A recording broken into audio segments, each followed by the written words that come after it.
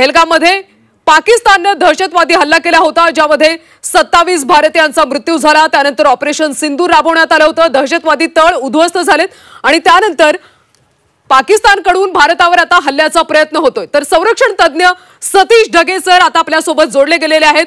Dhage sir, Pakistan पुन्हा एकदा आता भारतावर हल्ला करतोय, मात्र भारत सुद्धा सज्ज आहे। भारत चोख प्रत्युत्तर देते। भारताकडून पाकिस्तानची रडार सिस्टीम आता उद्ध्वस्त करण्यात आली।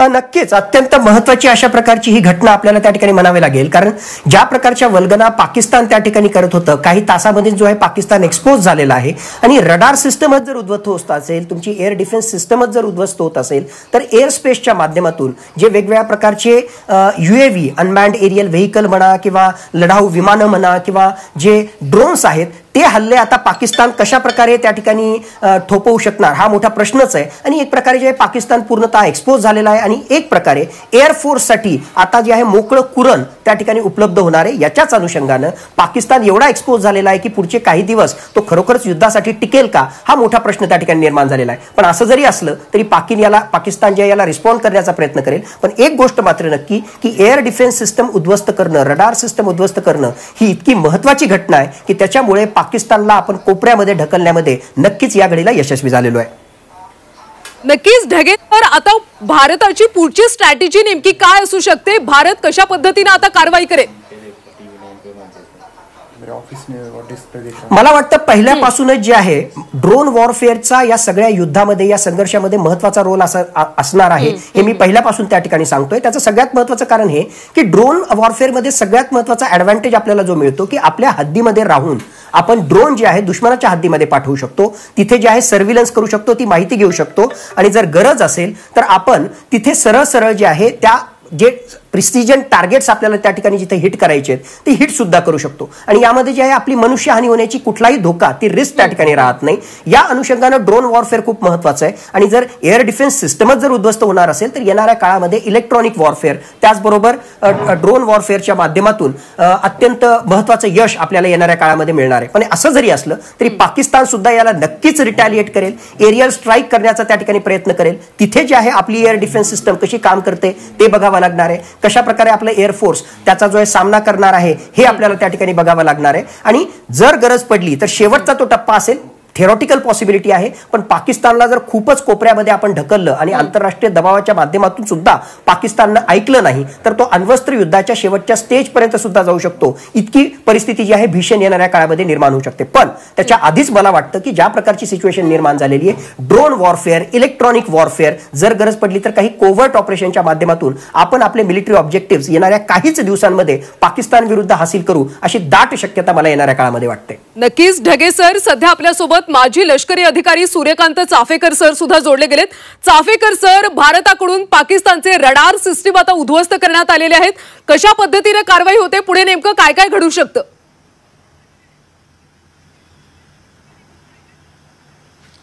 ती रडार सिस्टम नाही आहे, ती एअर डिफेन्स सिस्टम आहे। आणि ही एअर डिफेन्स सिस्टम मध्ये अनेक भाग असतात, विविध सेन्सर्स असतात, विविध रडार्स असतात, मिसाईल असतात, मिसाईल बरोबर सुद्धा काही रडार असतात। तर ही सगळी सिस्टम एका जागी पोहोचवण्यात येते आणि त्यानंतर त्याच्या एक हवाई चित्र तयार होतं। तर हे चाफेकर सर, तुम्हाला थोडंसं थांबवते, एक महत्त्वाची बातमी आता समोर आली। पंजाबच्या अमृतसरमध्ये मिसाईलचा तुकडा सापडलाय, मोकळ्या शेतात हा मिसाईलचा तुकडा सापडलाय। पाकिस्तानी मिसाईल भारताकडून नष्ट करण्यात आलेत। अमृतसरच्या सीमा भागात हा मिसाईलचा तुकडा सापडलाय। पाकिस्तानच्या नापाक कारवाई सुरूच असल्याचं पाहायला मिळतंय। पंजाबच्या अमृतसरमध्ये आता मिसाईलचा तुकडा सापडलाय, मोकळ्या शेतामध्ये हा मिसाईलचा तुकडा सापडलाय। पाकिस्तानी मिसाईल भारताकडून नष्ट करण्यात आले। अमृतसर सीमा भागामध्ये हा मिसाईलचा तुकडा सापडलाय। भारताकडून पाकिस्तानचं रडार उद्ध्वस्त झाले। पाकिस्तानच्या या नापाक कारवाया सुरूच आहे। पंजाबच्या अमृतसरमध्ये आता एक मिसाईलचा तुकडा सापडलाय, मोकळ्या शेतात हा मिसाईलचा तुकडा सापडलाय। पाकिस्तानी मिसाईल भारतानं आता नष्ट केलेत। अमृतसर सीमा भागात हा पाकिस्तानच्या मिसाईलचा तुकडा सापडलाय। भारताच्या हल्ल्यानंतर पाकिस्तानमध्ये भीतीचं वातावरण आहे, पाकिस्तान घाबरलाय आणि यामधूनच पाकिस्तानकडून सध्या हल्ले केले जातात। पंजाबच्या अमृतसरमध्ये मिसाईलचा तुकडा सापडलाय, पाकिस्तानी मिसाईल आता भारताकडून नष्ट करण्यात आले। पुन्हा एकदा जाऊयात आपण माजी लष्करी अधिकारी चाफेकर सर यांच्याकडे. चाफेकर सर, तुम्ही जो मुद्दा मांडत होता तो तुम्ही पूर्ण करा. काय म्हणत होता? मी सांगत होतो की रडारवर फक्त हमला झालेला नाही, तर एअर डिफेन्स सिस्टम असते, ही पूर्ण सिस्टम असते, ती 3-4 गोष्टींनी मिळून झालेली असते. सेन्सर्स असतात, रडार असतात, मिसाईल सिस्टम असतात, मिसाईल सिस्टमचे रडार असतात. त्या सगळ्यांचा इनपुट एका जागी जातो. त्या जागी जिथे हे सगळं हवाई चित्र स्पष्टपणे दिसतं त्या याच्यावर हल्ला झालेला आहे. त्यामुळे लाहोरच्या लगत, लाहोरच्या आसपास एरियात एअर डिफेन्स सिस्टम नाकाम झाली आहे असा याचा अर्थ होतो. त्यामुळे जर पूर्ण पाकिस्तानातच एअर डिफेन्स सिस्टम गेली आहे असं नाही. त्यामुळे आपण अतिउत्साहात येताना पूर्ण एअर डिफेन्स सिस्टम संपली आहे असं मानू नये. अगदी चाफेकर सर मी तुम्हाला थोडंसं थांबवतो. एक ब्रेकिंग बातमी येते आताच्या घडीची एक सगळ्यात मोठी बातमी आपण बघूयात. भारताकडून पाकिस्तानची एअर डिफेन्स यंत्रणा उद्ध्वस्त करण्यात आली आहे. भारताकडून हॅरोप ड्रोनचा वापर करण्यात आलेला. आताच्या घडीची एक सगळ्यात मोठी बातमी आपण बघतोय. भारताकडून पाकिस्तानची एअर डिफेन्स यंत्रणा उद्ध्वस्त करण्यात आलेली आहे. भारताकडून हॅरोप ड्रोनचा वापर करण्यात आलेला आहे. पुन्हा एकदा जाऊयात. आपल्यासोबत air vice marshal Suryakant Chaphekar sir आहे. चाफेकर सर, तुमचा मुद्दा पूर्ण करा.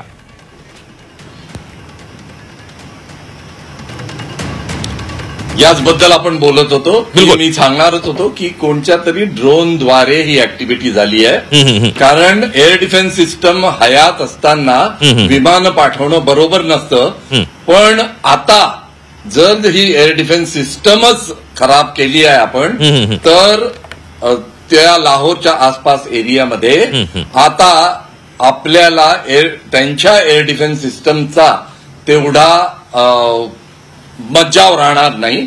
आणि असेच एअर डिफेन्स सिस्टमची आपण हे करत गेलो तर भारताला एक वायू दलाला एक थोडं स्वातंत्र्य असं मिळेल, ऑपरेट करायचं स्वातंत्र्य मिळेल, हे मी सांगत होतो. अगदी आपल्यासोबत सतीश ढगे सर सुद्धा आहेत. मात्र सर, चाफेकर सर, तुम्हाला एक प्रश्न असा विचारायचा आहे की जी रडार यंत्रणा आहे किंवा एअर डिफेन्स यंत्रणा आहे त्याच्यामध्ये ड्रोन तो जो हल्ला केला जातोय तो येत नाहीये का, आणि त्यामुळेच अशा प्रकारे हल्ले करणं शक्य होतंय का, त्याबद्दल काय सांगाल?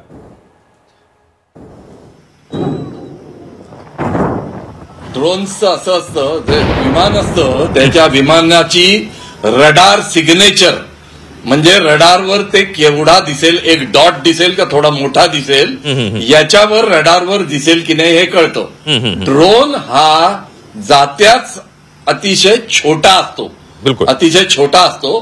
तर त्याला ड्रोन्सला पकडण्यासाठी थोडे वेगळे प्रकारचे रडार लागतात आणि त्याची डिफेन्स सिस्टम थोडी वेगळी असते.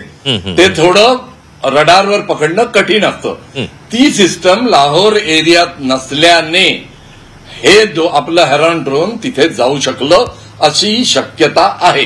आणि तसं होऊ शकतं कारण रडार सिग्नेचर, जितका मोठा ऑब्जेक्ट तितकं रडारवर ते जास्त दिसेल, जितका छोटा ऑब्जेक्ट तितकं रडारवर कमी दिसेल.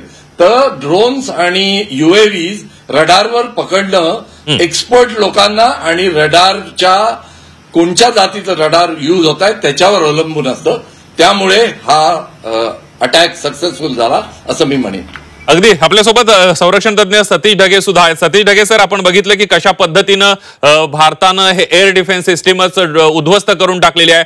काल तुम्ही म्हणाला होतात की ही तर सुरुवात आहे, पिक्चर अभी बाकी आहे ढगे सर, आणि तसंच कुठेतरी होताना दिसतंय आज. नक्कीच, इनफॅक्ट काल तर बोलताना होतच, नक्कीच काल तर बोलताना तर मी होतच, पण 22 एप्रिल पासून मी वेगवेगळ्या ठिकाणी जे विश्लेषण करताना सांगतोय. आणि या युद्धामध्ये सगळ्यात महत्वाचा रोल जर कुठला असणार आहे तो ड्रोन वॉरफेअरचा असणार आहे असं माझं स्पष्ट त्या ठिकाणी मत होतं. कारण ड्रोन वॉरफेअरचे प्रत्येक देशाला आपले आपले ऍडव्हान्टेजेस त्या ठिकाणी असतात. भारत आणि पाकिस्तान यांच्या दोन्ही एक प्रकारे हाय सिक्युरिटी मोडवर, अलर्ट मोडवर त्या ठिकाणी असताना त्या ठिकाणी अशा प्रकारची रिस्क घेणं की आपलं सैन्य किंवा सो कॉल्ड स्पेशल ऑपरेशनच्या माध्यमातून सर्जिकल स्ट्राईक करणं, यामध्ये रिस्क त्या ठिकाणी जास्त असते. त्याच्याऐवजी ड्रोन ड्रोनच्या माध्यमातून जर दुश्मनाच्या हद्दीमध्ये आपण त्या ठिकाणी गेलो तर नक्कीच त्याचा मोठ्या प्रमाणावर फायदा होऊ शकतो. रिस्क कमी असते, जास्तीत जास्त जे ते ड्रोन नष्ट होण्याची शक्यता आहे, त्याच्या पलीकडे ऍडव्हान्टेजेस जे ते खूप मोठ्या प्रमाणामध्ये आहेत. तर हा भाग आहे. आणि दोन वेगवेगळे पिक्चर्स मागच्या काही तासांमध्येच आपल्या समोर येतात. आत्ताच तुमची बातमी त्या ठिकाणी सांगितली आणि या दोन्ही बातम्यांना जे मी जोडतो. एका बाजूला पाकिस्तान एवढ्या वल्गना करत असताना त्यांची एअर डिफेन्स सिस्टम जी आहे ती पूर्णतः आपण जे आहे नष्ट किंवा एक प्रकारे जे उद्ध्वस्त करण्यामध्ये यशस्वी झालो आणि त्याच्याच माध्यमातून ज्या बातम्या येत आहेत की ड्रोन हल्ले आपण काही एरियामध्ये करू शकलो. आत्ताच चाफेकर सरांनी सांगितलं की लाहोरच्या आसपासच्या एरियामध्ये फक्त झालेलं आहे, पण त्या सेक्टरमध्ये सुद्धा जर आपण करू शकत असलो तर ही काही छोटी बाब नाही, नक्कीच ही आपल्यासाठी महत्वाची बाब आहे. ही बाब जी आहे ती एका बाजूला आहे. आणि दुसऱ्या बाजूला कालच्या रात्री पाकिस्ताननं त्यांच्या मिसाईलच्या माध्यमातून अमृतसरच्या एरियामध्ये अटॅक करण्याचा प्रयत्न केला.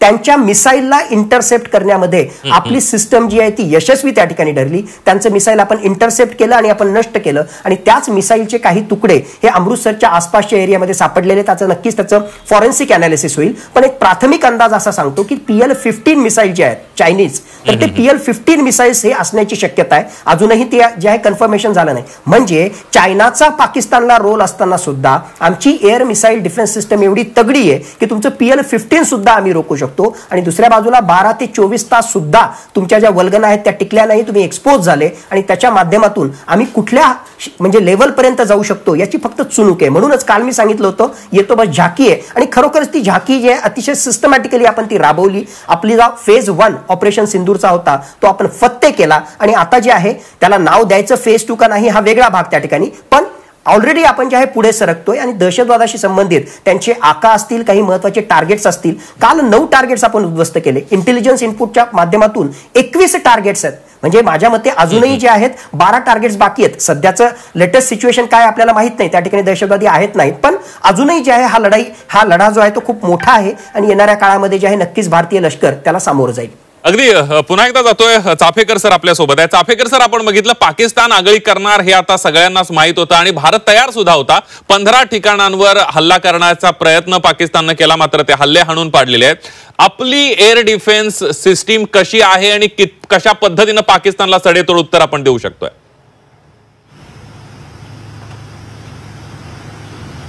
आपली एअर डिफेन्स सिस्टम फारच उत्तम आहे. S-400 म्हणून ती सिस्टम आहे. आणि एअर डिफेन्स सिस्टम मध्ये काय असतं हे जाणून घेणं फार महत्वाचं आहे. ते एक लेयर्ड असं स्ट्रक्चर असतं. अगदी बॉर्डरला काही रडार असतात, त्यानंतर थोडे मोठे रडार त्याच्या मागे असतात, त्याच्या मागे अजून मोठे रडार असतात आणि सर्वात मागे या सगळ्या रडारचे येणारे इनपुट म्हणून एक जे आपण त्यांचं डिस्ट्रॉय केलंय ते सेंटर असतं. त्यामुळे हे सगळे इनपुट्स एकदा आपल्याकडे आले की एक हवाई चित्र एका जागी बसून आपल्याला पाहता येतं आणि त्यावरूनच आपल्याला शत्रूची विमानं किंवा शत्रूचे ड्रोन किंवा शत्रूचे मिसाईल आपल्याकडे येताना दिसतात आणि ते पहिल्या लेअरमध्येच त्यांना हाणून पाडतात. अमृतसरला जे झालंय ती त्यातलीच एक गोष्ट आहे. आणि एअर डिफेन्स सिस्टमने एकदा पिकअप जर केलं, मिसाईल असो, ड्रोन असो किंवा विमान असो, तर त्यांना हाणून पाडण्याची सिस्टम तशीच आपली चांगली आहे. त्यामुळे या दोन्ही गोष्टींचा ताळमेळ चांगला आहे हे या पहिल्या ऑपरेशन वरून कळलं आहे असंच मी म्हणेन. अगदी पुन्हा एकदा जाऊया. सतीश ढगे सर आपल्यासोबत आहे. सतीश ढगे सर, आपण बघितलं एकंदरीतच काल पाकचे संरक्षण मंत्री म्हणत होते की भारतानं ऑपरेशन सिंदूर थांबवावं, आम्ही प्रतिहल्ला करणार नाही. मात्र पाक खोटारडा आहे हे आज पुन्हा एकदा सिद्ध झाले. कारण सगळे संरक्षण तज्ञ म्हणत होते की या पाकिस्तानवर विश्वास ठेवण्यात अर्थ नाही, त्यांचे नेते प्रचंड लबाड आहेत. मुळातच पाकिस्तानचा इतिहास पाहिला तर ते लबाड आहेत, ते कांगावा त्या ठिकाणी करतात, त्याच्यामुळे त्यांच्या विधानाला काही अर्थ उरत नाही. म्हणजे कारगिल युद्धापासून आपण पाहिलं 2016, 2019 ज्या प्रकारची त्यांची विधान आहे, ज्या प्रकारचा त्यांचा स्टान्स असतो, मी तर त्याच्या पुढे त्या ठिकाणी जाईल की इथे तरी जे आहे कमीत कमी त्या संरक्षण मंत्र्यांचं ते विधान होतं आणि ते लक्षात आलं.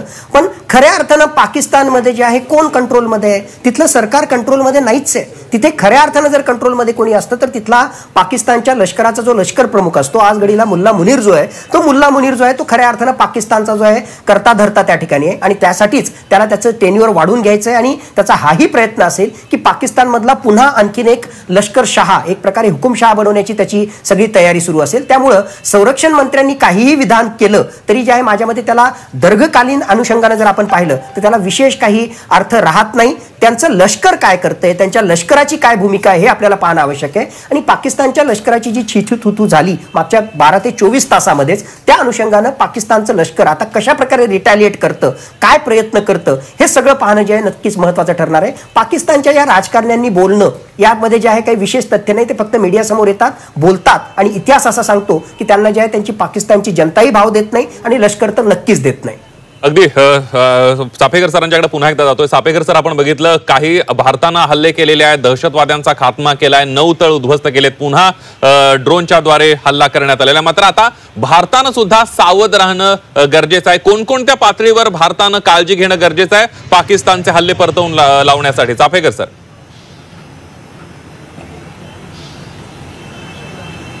यात सर्वप्रथम तुमची एअर डिफेन्स सिस्टम येते. त्या एअर डिफेन्स सिस्टम मध्ये मी ऑलरेडी तुम्हाला एक्सप्लेन केलं की जे ह्युमन इंटेलिजन्स असतं ते असतं, त्यानंतर विविध छोटे रडार असतात अगदी बॉर्डरला, त्यानंतर मोठे रडार असतात आणि या सगळ्या रडारांचे आणि सेन्सर्सचं सगळी माहिती एका जागी येते.